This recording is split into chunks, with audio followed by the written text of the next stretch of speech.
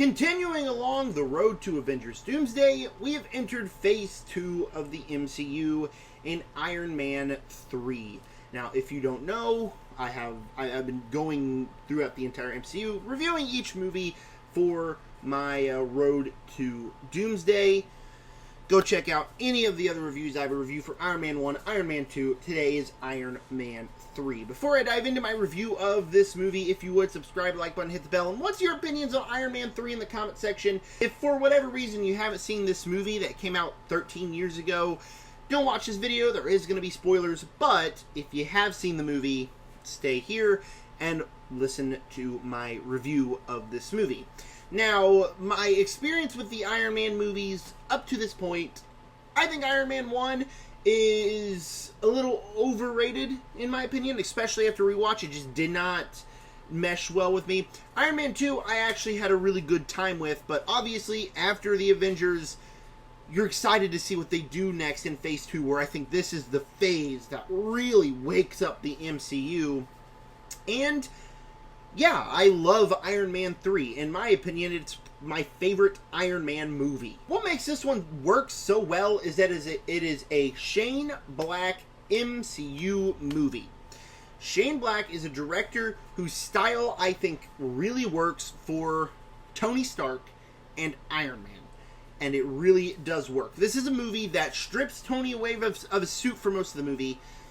So it kind of works as a spy thriller in certain aspects, and I think Shane Black's style just adds so much to the Iron Man franchise that, not saying that Jon Favreau is a bad director, because he's not. I do like Iron Man 2, and I used to love Iron Man 1, but it's just such a unique, different feeling MCU movie, and like I said, it kind of goes down the spy thriller route, which works. Those action sequences where Tony doesn't have a suit and has to take down guys just being the smart Tony Stark, building his own technology out of essentially scraps or anything you could find out of at a hardware store, that's all great. And I'm not so sure if this movie would work if it's done by a guy who doesn't have that kind of style like Shane Black. And that's something I love that this movie does. And speaking of Shane Black and his style, the action is great. I already mentioned a little bit about the stuff where he has to build his own technology and fights the guys without his Iron Man suit, but every single action sequence I think is great in this movie, whether it's the one on the plane where he has to save the people falling out of the airplane in the middle of the sky, or it's the finale, which is just, it's not the greatest action sequence, but it's still entertaining, or the sequences where he doesn't have a suit, or the battle where in his mansion where he's getting attacked. All of the action sequences are awesome, and it makes it for a really entertaining MCU movie. Now, another thing that just enhances this one above the others is that Tony's arc is really good. Where in Iron Man 1, obviously you have his arc, his origin story, but in Iron Man 2, there's a lot of things that movie does, and it kind of pushes a little bit his arc a little bit further, just a little bit, with like his father issues and stuff. This movie follows Tony Stark after taking the nuclear bomb to the mothership at the end of the Avengers and faces his PTSD, and I think that's a really good arc for Tony Stark, and he's stripped of his suit, stripped of his powers, and it's essentially, for half the movie, a Tony Stark movie and not an Iron Man movie.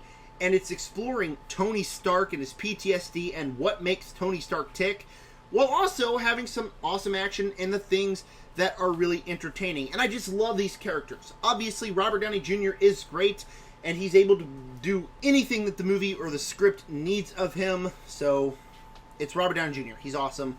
But also, I think Gwyneth Paltrow is really good in here. You still got Don Cheadle. Our villains are... We'll talk about the villains here in a minute, but the cast is really good. And one more thing, I don't hate the Mandarin twist in this movie. I really don't. Because I get that a lot of people do. And I think I would if I went to the theater in 2013, sat down, expecting the Mandarin. But when I watched it at home for the first time, I was like, okay, it's not the greatest, but it's not bad.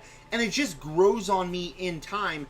Not because I think Killian's all that good of a villain. He's really not that compelling. We'll talk about that here in a minute. But I don't hate the twist. It's not saying I love the twist, but I think the farther the MCU goes in modern day MCU, the more I love the twist. Whether you get Ben Kingsley, who also, the Mandarin stuff, when it's like the videos of him doing crazy things, he's very scary and is able to carry the aura that the Mandarin needs to have. But also, you get Shang-Chi. And I'm not going to lie, Ben Kingsley's a little bit annoying in that movie. But the one I want to talk about is Wonder Man. How could you watch Wonder Man and still say, that twist in Iron Man 3 sucks? Because without that, we wouldn't have had the amazing show that was Wonder Man. So it just kind of grows on me the longer it goes on. So I don't hate the Mandarin twist.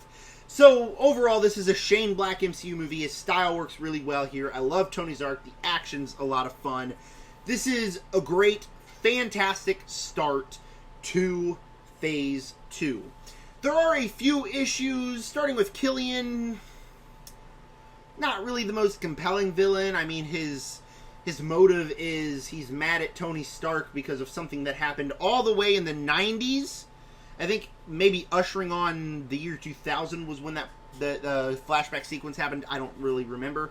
But something that happened in the 90s, he's still mad, so he all of a sudden creates the serum that turns you into these fire-breathing super soldiers because he's mad at Tony because Tony wouldn't listen to him.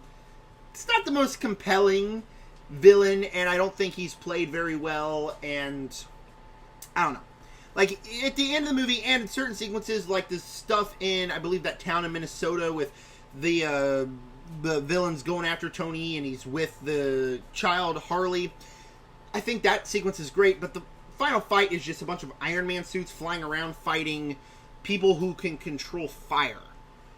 Not the most compelling villains for an Iron Man movie, but the main issue I have with Iron Man 3 is that Tony is really dumb in this movie, and I will say, like, he's able to create his own technology out of all these scraps, and he's going through this arc in the PTSD, so there's plenty of things that are completely forgivable for him being this dumb, but the whole plot is kicked into action because Tony Stark told an entire news station, intending to reach the Mandarin, where he lives. And then he's attacked by the terrorists and loses. That's how the plot starts. And it just seems like Tony's making bad decision after bad decision after bad decision. And some of it's chalked up to he's going through PTSD and his certain character arc. So I can forgive a lot of it. But at the same time, the whole plot kicked in action because he made one dumb decision.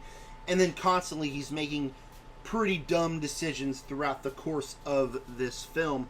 So that does take some points off of my overall enjoyment of the movie, where I have to pause my insane enjoyment of this film and be like, that's pretty dumb.